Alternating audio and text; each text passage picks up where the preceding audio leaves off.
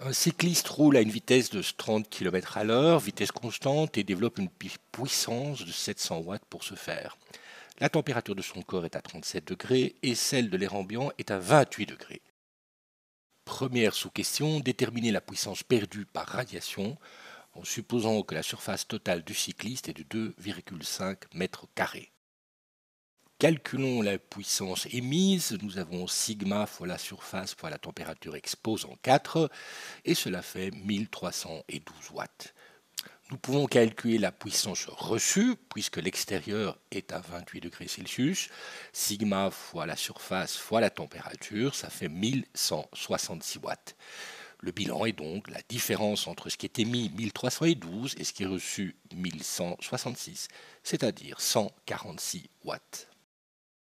Deuxième sous-question, on définit une perte par convection, c'est-à-dire simplement par déplacement de l'air autour de lui, et cette perte, la puissance perdue, est reliée à la vitesse à travers une équation qui tient compte de la vitesse, de la racine carrée de la vitesse, de la surface et de la différence de température entre le corps et l'air ambiant.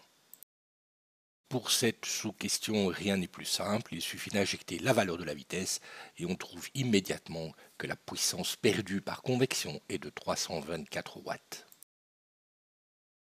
Dernière sous-question, on veut déterminer la perte par transpiration. On demande de déterminer le volume d'eau transpiré par heure, D indice V, pour obtenir l'équilibre en sachant que l'évaporation nécessite une chaleur latente de 2,4 millions de joules par litre et par Kelvin et qu'elle se produit uniquement au-dessus de 36,85 degrés Celsius.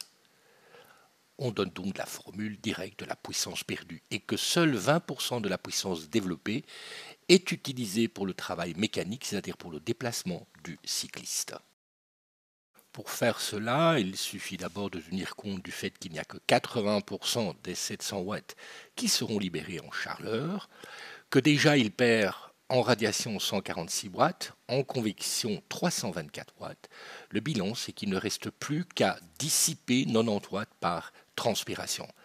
Comme ces 90 watts sont reliés au débit multiplié par la chaleur latente multiplié par la différence de température, nous obtenons un débit transpiré, un volume d'eau transpirée par heure qui vaut 0,9 litres par heure.